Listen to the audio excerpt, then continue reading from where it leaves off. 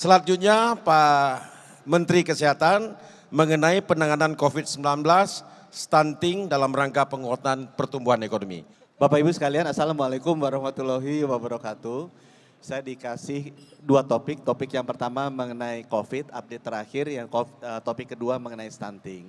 Halaman berikutnya. Bapak Ibu, kalau COVID, alhamdulillah sekarang Indonesia terkendali. Saya hanya mau pesan dua hal aja ke Bapak Ibu. Yang pertama adalah bahwa kita bisa mengendalikan COVID karena kita tahu musuhnya siapa. Dengan metode yang namanya genome sequence.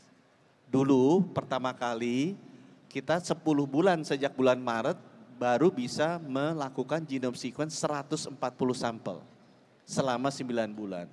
Sekarang setiap bulan bisa 8.000.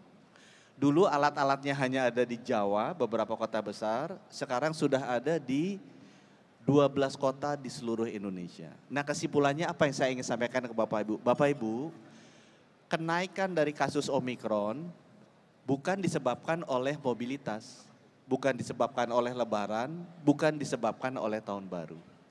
Ini disebabkan oleh varian baru. Musuhnya baru, terorisnya baru. Ya. Jadi kalau kita naik yang pertama itu yang paling kiri di 2020 awal itu varian Alpha. Yang naik, yang kemarin banyak yang meninggal, kurang oksigen segala macam, itu varian Delta. Sebenarnya yang paling tinggi adalah varian Omikron, ya, sampai hampir 60.000 kasus per hari. Tapi korbannya tidak sebanyak Delta. Di negara-negara lain terjadi juga dua gelombang besar, yaitu Omikron BA4, BA5 di sekitar bulan Juli Agustus, yang di kita naiknya hanya sedikit itu Bapak Ibu. Dan yang terakhir sekarang yaitu varian BQ1 dan XBB. Kita juga naiknya sedikit. Jadi Bapak Ibu, kenapa kita bisa yakin bahwa kita bisa mengendalikan COVID-19 dengan baik? Karena sekarang kita tahu caranya adalah dengan cepat mengidentifikasi musuhnya siapa. Varian barunya apa.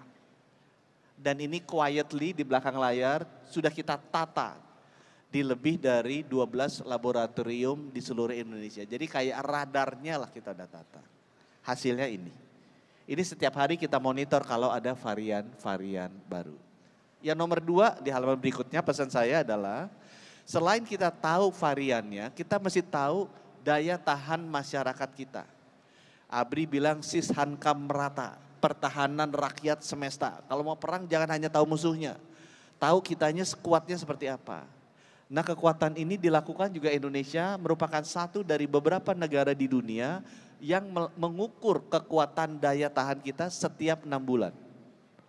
Jadi Januari 2022 kita ukur 87% rakyat Indonesia udah punya daya tahan di level 400-an.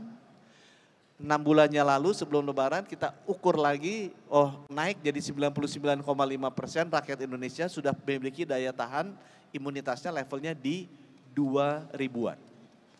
Oleh sebab itu kenapa, terima kasih Pak Victor, nanti akan sampai ke ini SSGI ya Bapak. Jadi kenapa waktu itu kita buka aja Lebaran, karena itu tadi kita tahu daya tahan kita tinggi. Sistem pertahanan rakyat semesta kita kuat. Jadi kalau ada masuk varian baru yang tadi kita lihat 2, itu tetap gelombangnya kecil. Berbeda dengan yang kejadian di Eropa atau yang sekarang kejadian di Jepang dan Cina. Ya, Jepang tuh sampai 200.000 per hari. Itu karena ada varian XBB dan BQ1. Kita masuk, kita bisa bertahan. Nah 2 itu Bapak Ibu kita tahu musuhnya siapa dengan genome sequencing test. Ini di belakang layar nggak banyak tahu. Yang kedua kita lakukan serosurvei 6 bulan. Sekarang lagi jalan. Hasilnya mudah-mudahan keluar dalam seminggu 2 minggu lagi. Sehingga kita bisa tahu daya tahan masyarakat kita di level apa. Tapi sampai sekarang masih tinggi. Buktinya 2 kali gelombang nggak naik. Di Eropa naik, di Jepang naik, di Cina naik, kita nggak naik. Karena daya tahan masyarakat kita kuat. Nah topik yang kedua, ini topik favoritnya Pak Bupati Sumedang sama Pak Victor Laiskodat. Adalah topik mengenai stunting. Halaman berikutnya, next slide. Ini kan Bapak Presiden bilang, Bapak Ibu stunting saya pesennya juga cuman 2. Ya. Stunting itu adalah kurang gizi. Kenapa penting? Karena orang yang stunting itu IQ-nya, kepintarannya 20% di bawah rata-rata. Akibatnya kalau Bapak Ibu banyak masyarakat yang stunting, yaitu lebih bodoh. Bahasa gampang gitu. Stunting itu membuat masyarakat kita 20% lebih bodoh. Kalau lebih bodoh apa masalahnya buat bupati wali kota? Ya income daerahnya kecil. Karena kerjanya hanya bisa jadi pembantu rumah tangga, nggak bisa jadi dokter, gitu kan? Atau nggak bisa jadi bupati, karena dia terbelakang kemampuan intelektualnya. Jadi kalau kita pengen dari kita maju, pendapatannya tinggi, ya jangan sampai stunting. Karena kalau stunting bodoh, intelektualnya 20% lebih rendah. Nah sekarang, cegah stunting gimana? Pesan saya yang kedua nih. Stunting itu isu kesehatannya 30%, namanya intervensi spesifik, yang bukan kesehatan 70%, makanya harus diatur di levelnya Pak Wapres dan koordinatornya BKKBN. Saya hanya pegang yang 30%. Intervensinya banyak, pusing. Saya titip 2 aja Bapak Ibu yang paling penting. Stunting itu paling penting di sebelum lahir. 23% itu kan kita sekarang 24%-an nih dulu. Itu lahir aja udah stunting, kemungkinan besar. Itu yang mesti diintervensi. Dengan cara apa? Jangan sampai anemia tuh ibu. Kalau bisa sebelum menikah jangan sampai anemia. Jadi Bapak Ibu kalau pengen stunting bukan hanya ngurus bayinya, ngurus ibunya. Ini ajarin saya profesor-profesor semua nih. Ngurus ibunya. Ibunya nggak boleh sampai anemia, itu mesti beresin. Tablet tambah darah dikasihnya gratis dari puskesmas, itu jangan hanya dibagi, mesti ditelen. Soalnya kalau dibagi belum tentu ditelan, belum tentu diminum. Itu nomor 1. Jadi Bapak Ibu, stunting itu penting, intervensinya di ibunya. Itu yang paling besar kenaikan. Faktor resiko paling besar di ibu sebelum lahir. Jangan sampai kurang gizi, jangan sampai anemia. Nomor 2, stunting itu juga terjadi paling besar di bayi usia 6 sampai 24. Kenapa? Karena dia sudah butuh makanan tambahan. Kan ASI 6 bulan. Sesudah 6 bulan dia butuh makanan tambahan. Makanan tambahan ini kurang. Dan saya sampaikan Bapak Ibu, bukan biskuit. Saya udah dimarahin sama semua profesor-profesor dari UI, dari UNPAD, dari UGM, dari UNHAS. Bapak Menkes siapa yang ngajari Bapak makan biskuit? Itu harusnya makannya protein hewani.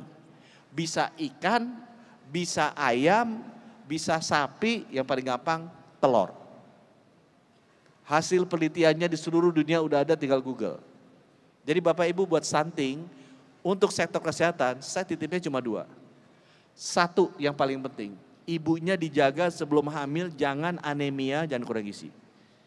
Caranya gimana? Ditusuk tuh, pakai apa? Pakai tes HB tuh. Kalau di bawah 12 anemia tuh. Kasih tablet tambah darah yang warnanya merah tuh, suruh minum. Ya. Itu yang paling penting. Yang nomor 2, kalau dia udah 6 bulan ditimbang mulai nggak naik, kasih protein hewani. Bisa telur, bisa ikan, bisa ayam.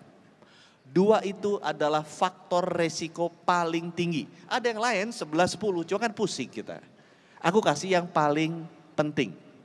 2 itu, ibunya jangan sampai anemia, kurang gizi. Kedua, bayinya usia 6 sampai 18 bulan harus dikasih cukup protein hewani. Ya. Dah, yang terakhir chartnya. Pas, semenit lagi. Next slide, terakhir. Bapak Ibu, ini juga diajari profesor-profesor. Kalau udah stunting Bapak Ibu, itu udah telat. Kita mau apain juga, yang sembuh cuma 3,4% itu yang paling bawah. 3,4 atau 3,6. Jadi jangan tunggu sampai stunting. Sebelum stunting, itu ada macam-macam tuh. Orang dokter kan sukanya susah-susah tuh. Ada namanya weight falter, underweight, acute, moderate acute malnutrition, severe acute malnutrition. Ada segala macam lah. Tapi yang penting gini deh gampangnya. Kalau udah masuk stunting udah telat. Caranya gimana supaya nggak stunting? Pada saat dia ditimbang, berat badannya tidak naik, langsung dikirim ke puskesmas. Itu aja. Kalau udah nunggu sampai stunting, jadi itu berat badannya udah turun, kemudian pendek, sudah telat. Secara medis, proven intervensinya hanya bisa 3% yang balik. Anak kita udah pasti bodoh. Jadi intervensinya adalah Bapak Ibu suruh nimbang setiap bulan. Kan sih kita udah bagi itu timbangan 300.000 posyandu digital. Kalau dia nggak naik, langsung dikasih makanan tambahan 14 hari. Ya, itu ada program-programnya. Tapi intinya adalah jangan sampai tunggu stunting karena udah telat. Dah, saya begitu nanti mudah-mudahan atas izin Pak Menko akan kita umumkan hasil survei. Nanti kalau hasilnya beda-beda dikit sama Bapak Ibu tenang-tenang aja. Yang penting stuntingnya kita tetap turun. Terima kasih. Wassalamualaikum warahmatullahi wabarakatuh. Baik, tepuk tangan untuk Pak Menteri Kesehatan. Ada prestasi, ada tantangan di depan.